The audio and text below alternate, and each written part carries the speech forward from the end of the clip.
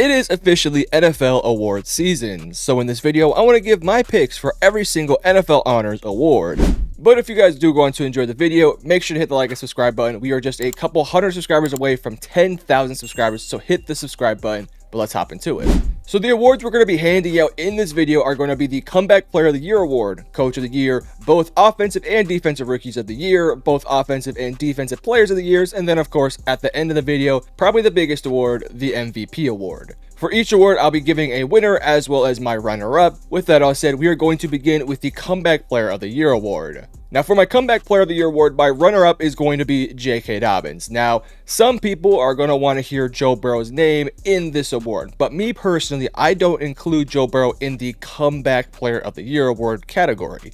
And that's because the dude played 10 games last year and was still Joe Burrow. This is not somebody who missed the entirety of 2023. If he did miss the entirety of 2023, he would be probably my favorite to win the award, but I did not put him in this category because he was still playing last year even though he was injured. With that said, J.K. Dobbins has been really good this year for the LA Chargers. He was somebody who was just kind of thrown onto the roster as maybe somebody with a little bit of upside, but due to his injury history, there wasn't much thought into him as a player. In 2023, he only played 1 game. 2022, he only played 8 games. He missed the entirety of the 2021 season and has only played 1 full season all the way back in 2020, which was his rookie season.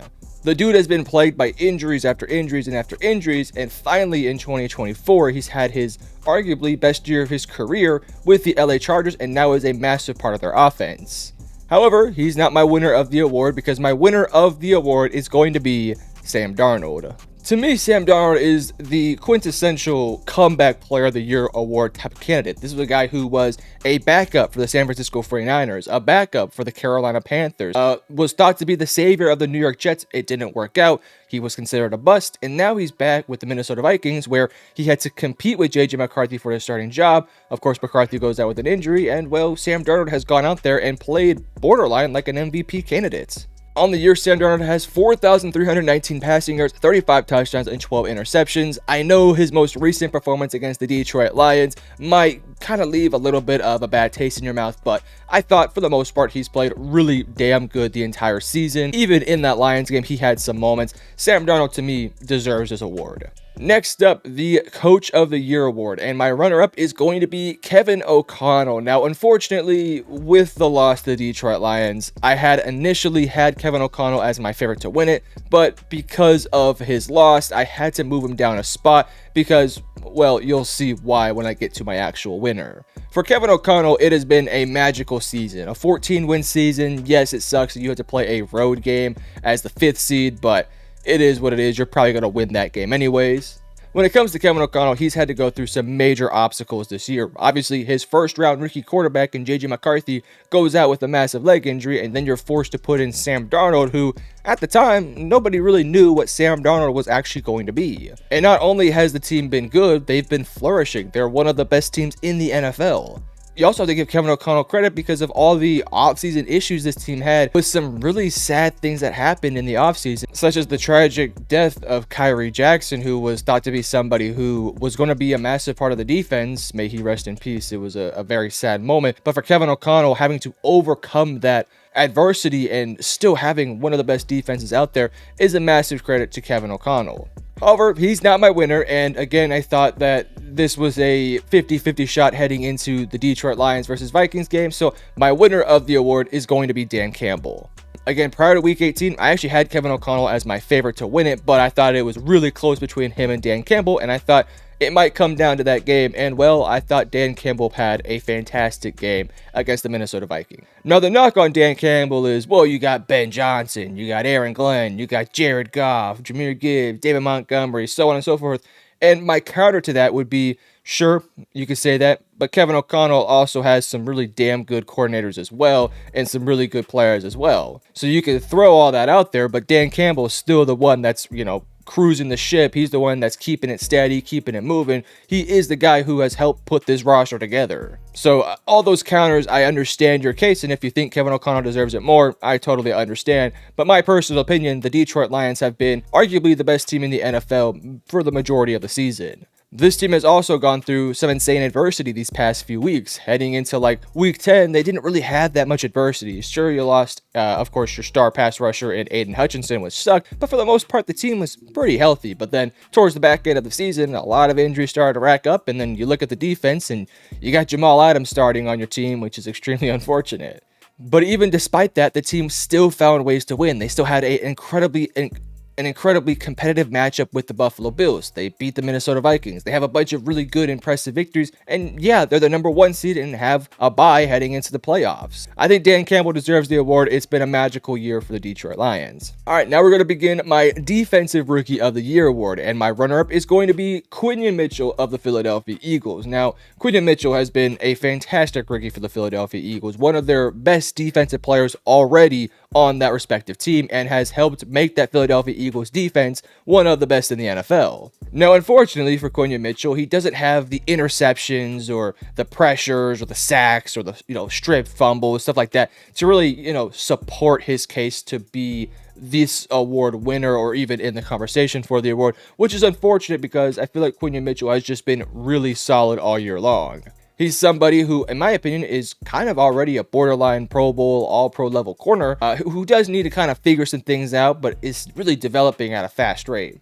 On the year, he has a PFF overall grade of 73.1 with a run defense grade of 64.2 and a coverage grade of 74. There are some other names out there that potentially could have won this award as well, but I think Quinyon Mitchell was arguably the most deserving of it, especially throughout the duration of the season. But he is not going to be my winner because my winner is, of course, Jared Verse. Now, Jared Verse on the season has 41 solo tackles, 6 sacks, 16 assisted tackles, 2 forced fumble. But I think the statistic that is, in my opinion, the most impressive is he ranks #2 on hurries with 56. Now, in case you don't know what a hurry is, it's essentially getting pressure on a quarterback without actually recording a sack. He has a pass rush grade of 83.7 and a run defense grade of 78.4 with an overall grade of 86.2. Jared Verse is already a Pro Bowl, all-pro level player as just a rookie. Sure, the 6 sacks aren't like mind-boggling crazy, but this dude is already maybe the best player on that Rams defense. And I say maybe because there is some good players in that defense, but there's a really legit conversation to be had that Jared Verse might be the best of them all. What's scary about this Rams team is just thinking about what could have been if Aaron Donald stayed for one more year. Imagine Jared Verse and Aaron fucking Donald in the middle. That would have been absolutely nutty. Hey guys, sorry to interrupt. I'll be really quick, but I have started a brand new YouTube channel called Metro Stories. On this channel, we simply focus on actual stories of NFL teams and NFL players. So if that sort of stuff interests you, make sure to go ahead and check it out. It'll be in the description below as well as in the pinned comment. Go ahead and check it out. I think you might like it. Let's get back to the video though. But let's go ahead and move on to my Offensive Rookie of the Year award, with my runner-up being Bo Nix. Now, I'm not going to try to reinvent the wheel here on this pick. I think Bo Nix has had an incredible season, but it doesn't stack up to, of course, our winner, which we all know who it is. It's going to be Jaden Daniels, of course. But Bo Nix has had a really good season. He took a franchise in Denver that hadn't seen the playoffs in a few years, and then all of a sudden, Bo Nix hops in there. You get a few pieces here and there, and all of a sudden, the team is good again. On the season, he has 29 passing touchdowns for 3,775 passing yards with only 12 interceptions. He also has a PFF overall grade of 76.4 with a passing grade of 72.8.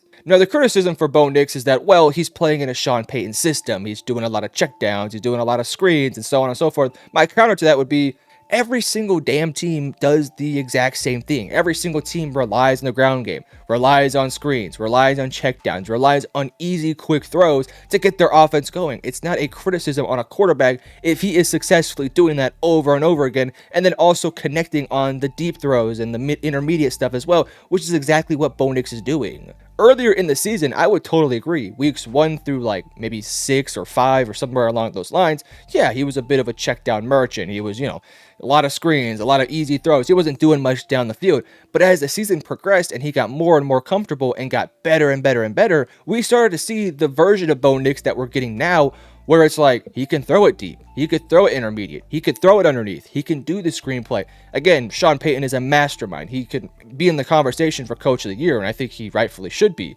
But let's be honest, Bo Nix is rightfully deserving of being the runner-up, It's just unfortunate that the winner of this award is Jayden Daniels. Now for Jayden Daniels, he has 25 passing touchdowns for 3,568 passing yards with only 9 interceptions. He has an overall grade of 89.6 with a passing grade of 83.0 and a rushing grade of 88.2. Now, Jayden Daniels, kind of unlike Bo Nix, kind of came out of the gates playing at a very high level. Sure, week 1 wasn't his greatest game, but he was playing damn good football, like, immediately, and has been consistently good throughout the season. He did have a little bit of a lull for, like, maybe 3 weeks and towards the middle of the season, where that's kind of where a lot of steam started to grow up for Bo Nix. But then, of course, he started to play really good to end the season, and of course, now he's my favorite to win the award. You got to give a lot of credit to Jayden Daniels because, similar to Bo Nix, the Washington Commanders hadn't seen the playoffs in a few years, and even when they did make the playoffs, it wasn't because they were good, it was because the NFC was pretty trash. But here we are now with 1 season of Jayden Daniels and a new head coach, a bit of an improved roster, and now all of a sudden, they're really close to winning their division and they make the playoffs. A big reason why, Jayden Daniels, his legs and his arms, he has been incredible all season long. Next up, our Defensive Player of the Year award, and my runner-up is going to be Trey Hendrickson. Now, Trey Hendrickson on the season has 22 solo tackles, 18 sacks, 7 assisted tackles, and 2 forced fumbles, with an overall PFF grade of 88.1, a pass rush grade of 90.4, and a run defense grade of 65.9. Similar to Jared Verse, a stat that is incredibly impressive regarding this guy, not only is the 18 freaking sacks, which is number 1 in the NFL, but also the fact that he ranks 4th in hurries with 49. Now, some people are going to want to hear TJ Watt's name, and I rightfully do think that he could be in the conversation as well. But me personally, I'm going to value the 18 fucking sacks and the 49 freaking hurries. Sure, TJ Watt's having a great season, and I'll make the argument that he's a much better run defense player than Trey Hendrickson. In my opinion, it's really not even that close. But when it comes down to pass rush, I think Trey Hendrickson has been much better than TJ Watt on the season. TJ Watt has 12 sacks in the year, which is nothing to scoff at, but he only has 24 hurries, which ranks 46th. Now, he does have 6 forced fumbles, so again, he is a difference maker. He is rightfully in the conversation, but for me, he would be 3rd behind Trey Hendrickson. I think Trey Hendrickson is having an incredible season, and sure, his defense hasn't been great, but the personnel was god-awful, and he was quite literally one of the only bright spots on that defense, whereas for TJ Watt, sure, that defense isn't star-driven, doesn't have a bunch of big-name guys, but there's some damn good players in that defense, and of course, TJ Watt is one of them.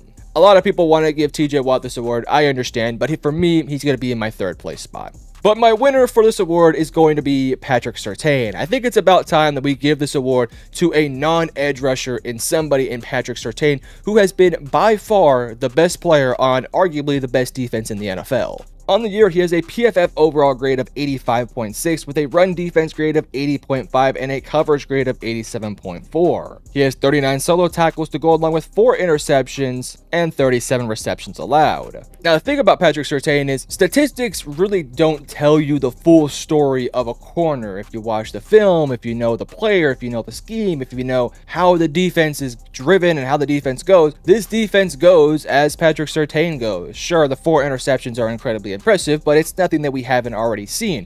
It's the fact that really nobody really wants to test Patrick Surtain on the field because of how dominant he has been. When you got a guy who can single-handedly shut down a side of the field, that tells you how good of a player you have. If you watch certain games, Patrick Surtain is not getting thrown at hardly ever. It's guys like Riley Moss and their other cornerbacks who are getting targeted over and over again. It is not Patrick Surtain. Patrick Surtain has been locked down. He's gotten interceptions. He has the pass breakups. He's got only 37 receptions allowed, which some of those aren't really his fault because that also does account for zone coverage, which might not be his fault half the time. I just think Patrick Surtain has been arguably the best player in the NFL on the defensive side of the ball the entire season, so that's why I have Pat Surtain as my pick. But now we move on to the Offensive Player of the Year award, and my runner-up is going to be Derrick Henry. Now, I did seriously consider Jamar Chase for this award, but Derrick Henry has like damn near 1,900 rushing yards. Derrick Henry has had a magical season with the Baltimore Ravens. I'll be the first person to say it. I kind of thought Derrick Henry wasn't going to be that great for the Baltimore Ravens. Now,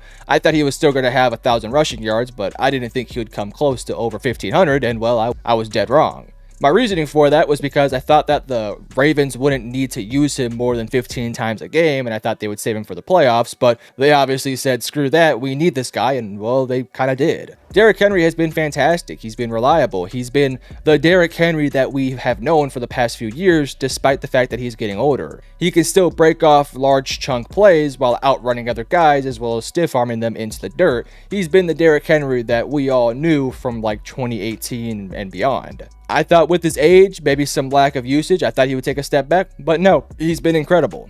But my winner of the award is, of course, Saquon Barkley. The dude had over 2,000 rushing yards, has been a part of the passing game, has been great in pass blocking, he's been Saquon Barkley. I mean, we all know how great and dominant he has been this entire season. He has the highlight reel plays. He's been a part of one of the best offenses in the NFL. And again, similar to Derrick Henry, I really didn't expect Saquon to be this good with Philadelphia. I kind of thought they would maybe use him around 20 times a game, which they have most times, but they've even used him a bit more than I thought they would, and it's been even better than I may have expected. Now, I still thought Saquon was going to be great. I was just a little bit concerned about the injuries and whether or not he was going to miss some time here and there, but if you told me he would have had a full season of health, I probably would have said, yeah, he'll probably get around 1,400 rushing yards, but 2,000 rushing yards is ridiculously good. For Saquon Barkley, I'm very happy for him. It's been a while since this guy has actually seen success on the field because of the team around him, just beyond his personal stats, but also the team success. This, I believe, will be his first Offensive Player of the Year award, so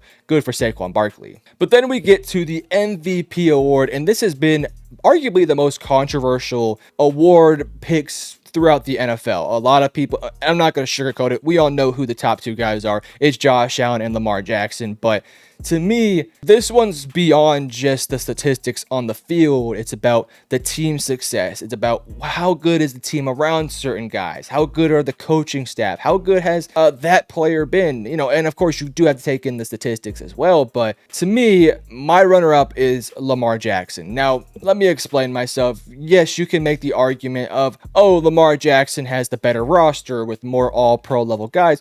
My argument to that would be, well, Josh Allen also has James Cook, Amari Cooper, Khalil Shakir, a good offensive line, one of the best offensive coordinators, and a damn good defense. So that argument to me has been ridiculous the whole time. For me, this comes down to the fact that Lamar Jackson's already won a few MVPs and Josh Allen hasn't. That's really my basis of my arguments. And when you got two guys who are like damn near 50-50 and you can't decide who you're going to go for, I'm going to go for the guy who has more team success, with his team having more wins and being a higher seed than the Baltimore Ravens, while also being the guy who hasn't won the award yet. Is that a lame excuse to give the award to Josh Allen? Maybe, but in my opinion, I think it's a rightful award winner. Lamar Jackson, in my opinion, has been statistically the better player, but consistently throughout the season, I felt like Josh Allen was more valuable to his team, whereas for Lamar, when you got a guy like Derrick Henry next to you, you don't have as much value. Not to say he isn't one of the most valuable players in the NFL. Hell, he's my runner-up, and I could easily see him winning this award.